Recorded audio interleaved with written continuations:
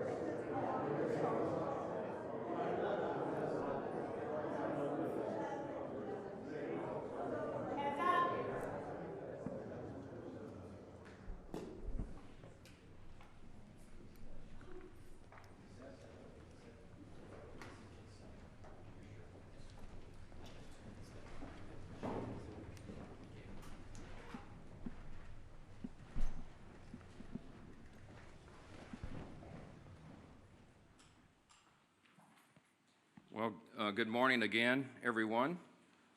Wanted to give you a couple of updates this morning.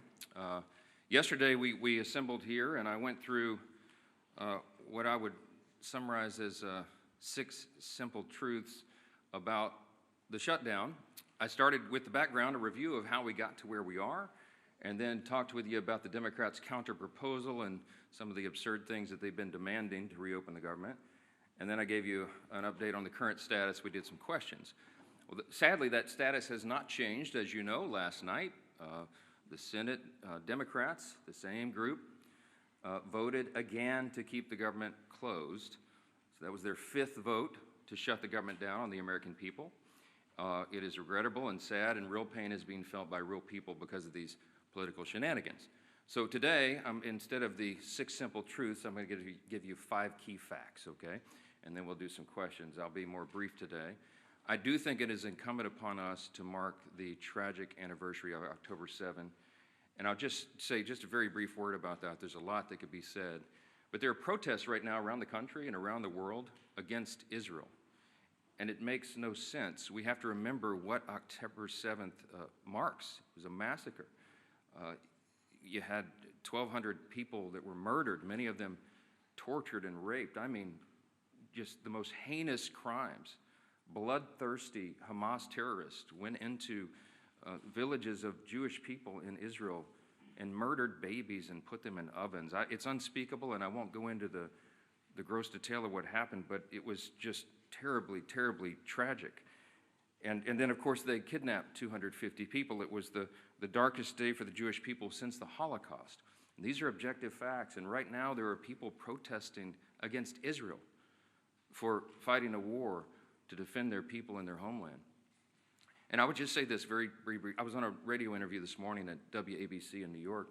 One of my friends there is Sid Rosenberg, and he is the host of that program, and he is himself Jewish. And we were talking about this, and we were talking about the good versus evil thing, and he said a lot of Jewish people today are dejected because they see these protests around the globe and against the wrong side. And I just said to Sid, and I'll read it to you, I brought my Bible in here this morning. Let me just I said, Sid, I'm always comforted by this passage in the Psalms, the Old Testament, the Christian Old Testament, but this is the Psalm of the Jewish people, the Psalm of David, Psalm 37.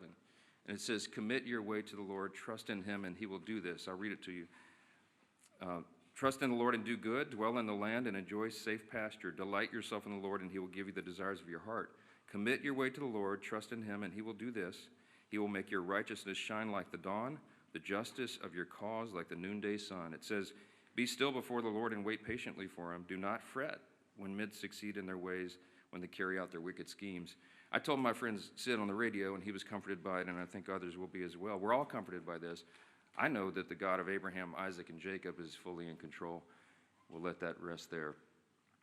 Let me talk about the shutdown here real quick, and I promised you just 5 fast facts, 5 key facts, okay? I'm going to start with Leader Schumer's record because he is leading the opposition, and he is the one telling the Democrats to keep the government shut down.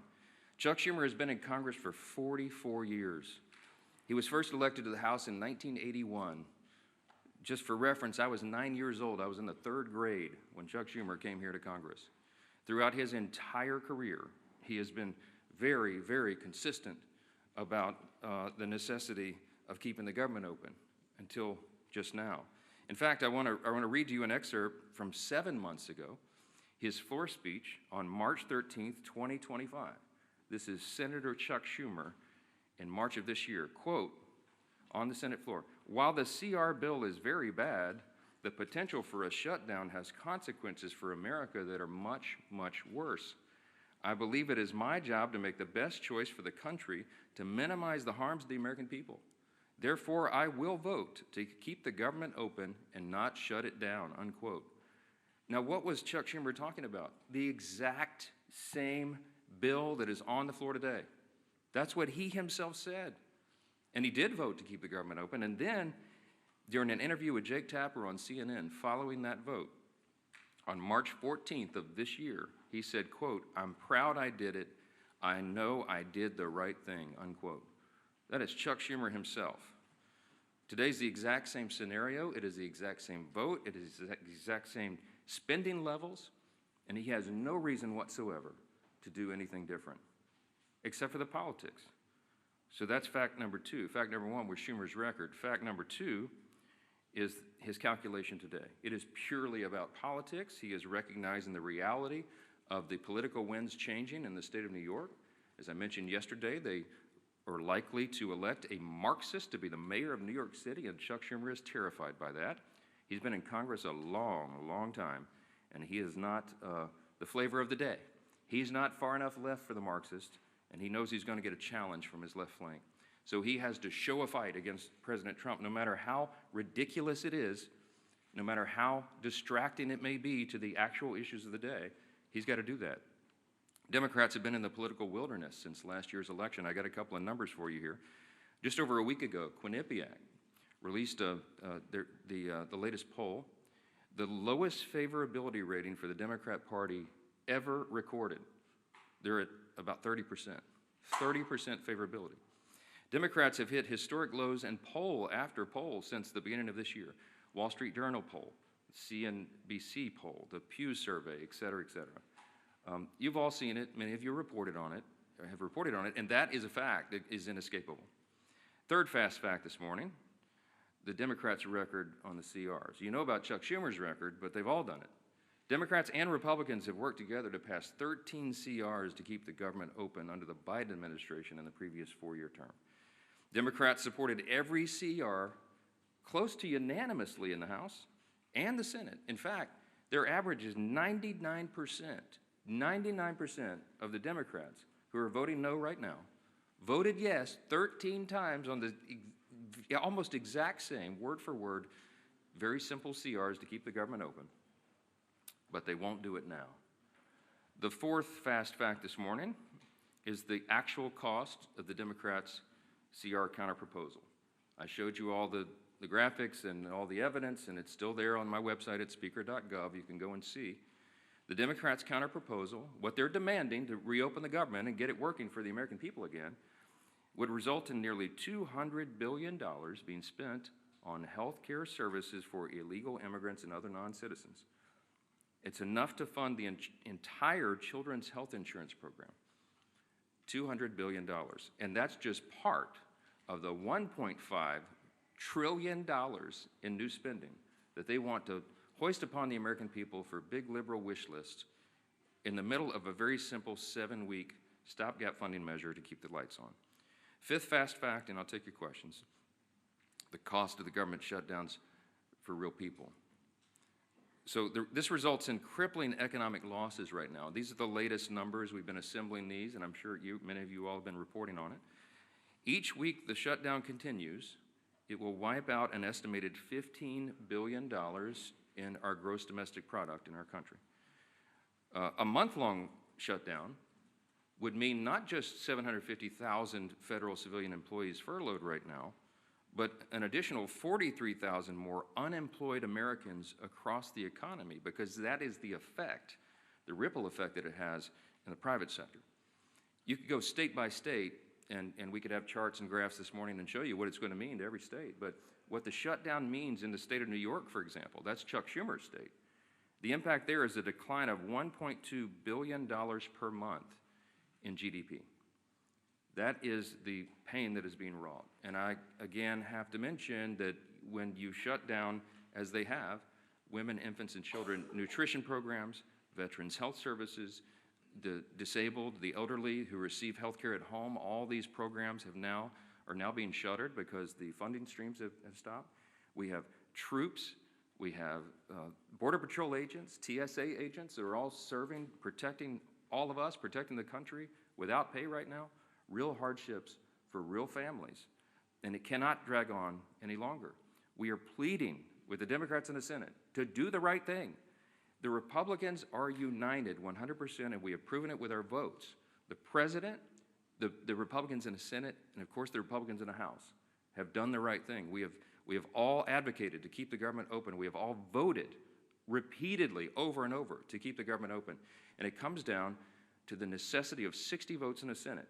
We only have 53 Republicans, and so we have to have a handful of Democrats who will wake up and do the right thing and stop inflicting pain on the American people so that they can score political points. I'll take your questions. Yes, ma'am. Hey. I would like to know, do you think all those federal employees will receive the back pay if they keep their job? And then also, we saw in the Democrats' CR almost $500 million for PBS and NPR, $174,000 in death benefits to those 3 Democrat lawmakers' families who recently passed away, $437 million for the European Bank. Could you also comment on those 3 provisions too? Yes, I mentioned in the counterproposal, the CR for the Democrats presented, it's $1.5 trillion, and if you go through it, and we have, and you analyze what it is they're requesting, it's a list of absurd priorities. They know that we could never do that and would never do it because it's wrong. For example, they want to give $500 million back to the Corporation for Public Broadcasting. In the One Big Beautiful Bill, we eliminated that line. We don't believe that taxpayers should be funding biased news organizations and subsidizing their operations. That might have made sense 30 or 40 years ago, but you don't need that service anymore. Look how many media outlets are present in the room this morning. Media and information is ubiquitous. It's 24/7, it's live all the time, and it's on the internet. We don't need taxpayers funding that, and they were all left-leaning, biased organizations. We're not doing that again. And some of these other priorities that you mentioned, there are many that we could list that are just outrageous. It has nothing to do with the current proposal to keep the government in operation for 7 more weeks so that we continue the appropriations process. We're trying to fund the government, and you need Republicans and Democrats to work together to get that done. With regard to whether the furloughed civilian employees of the federal government will receive back pay, it is true that in previous shutdowns, many or most of them have been paid for the time that they were furloughed. But there is new legal analysis. I don't know the details. I just saw a headline this morning. I'm not read in on it, and I haven't spoken to the White House about it. But there are some legal analysts who are saying that that may not be appropriate or necessary in terms of the law requiring that back pay be provided. So I'm sure that'll be there will be a lot of discussion about that. But there are legal analysts who think that that is not something that government should do. That, if that is true, that should turn up the urgency and the necessity of the Democrats doing the right thing here. Even more pain, more than I just listed, for more people. So we got to figure it out. Back row, yes, sir. Speaker, you've spoken repeatedly since the shutdown began about the impacts on FEMA, the National Flood Insurance Program. Talk about how you're from a hurricane state. If this is a priority for you, why not bring the House back and vote on a reauthorization for NFIP or for WIC or troops pay or all those things for that matter? Well, there's a lot of issues that we need to address, and we work on flood insurance, the flood insurance program all the time, those of us in hurricane states. But the work of the House has been done, and we have to get the Senate to reopen the government so that we can come back and handle all of these very important end-of-the-year issues. There's a lot of things on the table. FEMA has sufficient resources right now to do that. We do have to extend the flood insurance program, annually, effectively, to make sure that it's there, but we'll do that. We'll do it in due course. There's a lot of end-of-year issues that are being conflated with this very simple issue of keeping the government open. And that is the first and most immediate priority, and we must use every leverage point we have to force the Democrats to do that. And that's why we're handling the schedule the way we are. Yes, sir. Yeah. Thanks, sir. You've talked about Leader Schumer's record with regard to continuing resolutions. Your record, you've voted against continuing resolutions in the past, including when Speaker McCarthy was the Speaker. How do you explain your stance now versus yours previously? Yeah, different circumstances, different times. When we did CRs in the past, you had leverage points of things that when the Democrats were trying to put their partisan priorities in, we were trying to use whatever leverage we had in the minority to take them out. Very important distinction right now. We did not put in Republican priorities in the clean CR. I could have put some of our priorities or poison pills or things that Democrats had done in the past to us. We didn't. And that's why there's nothing to negotiate right now. People say, why aren't you negotiating? I don't have anything to offer. I can't go to a clean CR and say, let me pull off the Republican priority and make it more palatable for you, because we didn't add that in. It's simply a status quo continuance. One of the things we objected to back then was these were Biden-level policies and spending. I still object to that. But what I'm trying to do is keep the government open so that we can readjust those things. And as I gave you the long background yesterday, the summary of how we got to where we are, the appropriations process is working again. And we're going to be able to reprioritize federal spending, but we have to allow the time for that to continue, and we need 7 more weeks. But every day that they keep the government open, it gives us less time to finish the job. I'm talking about when McCarthy was the Speaker and you guys had a majority in 2023. Yeah, well, we had divided government as well, right? The Democrats were, Chuck Schumer was over here negotiating in the Senate, and that's what's so ironic about it. When we were in the Oval Office, Chuck Schumer looked the president in the eyes and said, I've always been very fair. I've always allowed the Republicans their priorities. And I just looked at him like, oh, what? I'm sitting right here. I was the guy you were negotiating with. I called him at the 11th hour, I remember very vividly, and asked him not to put in a terrible poison pill that was a big Democrat priority that is outrageous to the conservatives. And he said, yeah, I'm sorry, Speaker, can't help you, and literally hung up on me, So now he wants me to be a fair broker. I have been. I gave him much more grace than he ever deserved. Yes, sir. Jake, sorry. As a matter of principle, on the back pay, I I mean, understanding that there are people who have opinions about everything and analysis about everything, do you believe as a matter of principle that furloughed workers should receive back pay?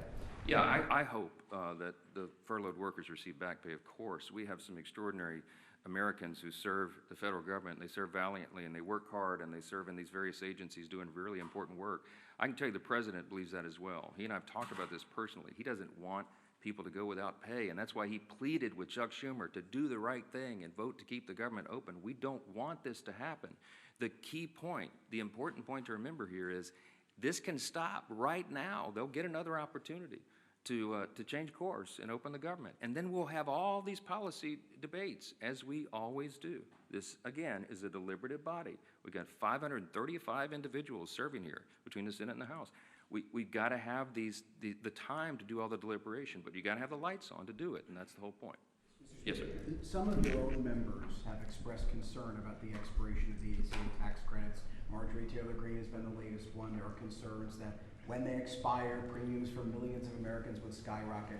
Why not begin negotiations on that issue right now? Because the government is closed, and as I've mentioned, that's a December 31 issue. There are lots of conversations and deliberations and discussions right now, even bipartisan amongst members, about necessary changes that would have to be made, pretty dramatic changes, to even have that considered on the floor. But look, I'm not going to forecast the outcome of that. The whole point is you keep the government open, and then we have those discussions. We were always planning to have those discussions in the month of October. That's how the process works. And this is a very complicated issue. It's not a simple one. And you have, as I mentioned, there's probably 400 different ideas on the table of how to modify, change, or improve that if it is indeed going to be extended. And there's lots of concern all the way around. But there's no way that if 4 of us can go in a room and just snap our fingers and say, oh, here's the solution, let's get it done. We haven't had time to do that. And so we will, but we have to get the lights back on and get everybody here working again in their committees, through their processes, and on the floor in order to have fruitful conversations about that. So we'll hope that we'll do it. Yes, sir. Congresswoman Green specifically said that Republicans do not have a plan to deal with health care. Congresswoman Green does not serve on the committees of jurisdiction that deal with those specialized issues, and she's probably not read in on some of that because they've still been sort of in their silos of the people who specialize in those issues. When we get the conference back and when everybody's back together, we'll go through a lot of that. I mean, I've spoken personally to a number of members in the last 3 days, Republicans, from the most conservative member to the more moderate member, with their various ideas on that. There's a lot of work that's been done on that. It's implied as if this has been some sort of ignored issue. It's not that at all. Okay, but everybody's entitled to their opinion. I mean, not everyone knows everything. Congress is a very complex organization, operation, institution with lots of things going on and lots of different areas of committees of jurisdiction. And no one member has read in on everything that happens because that would be an impossible amount of information. Last question. Yeah, let me go front. Yes, sir. President Trump yesterday expressed a willingness to work with Democrats on the healthcare issue. You say that's not going to happen so long as the government is shut down. Does that change your calculus that the president says that he wants to see some kind of a negotiation or discussion on this, even if the government is shut down? Yeah, I don't know if you saw his truth after that was reported, but he made very clear that, yes, he's happy to sit down and talk with Democrats about health care or anything as soon as they reopen the government. And we are 100% consistent and united on that. I spoke to the president at length yesterday about that very thing. And yes, he wants to solve problems. The president is a deal maker. He likes to figure these things out and works towards solutions. And that's why he's a bold, strong leader that America needs right now. I'm excited to work with him on that. I have the exact same opinion and position. But again, none of this can happen until the Democrats stop inflicting pain on the American people and turn the lights back on in Congress and get everybody back to work. I certainly pray and hope that they will do that and they don't drag this on for political purposes. Thank you all so much. Mr. Speaker, when will you swear in Ms. Grijalva?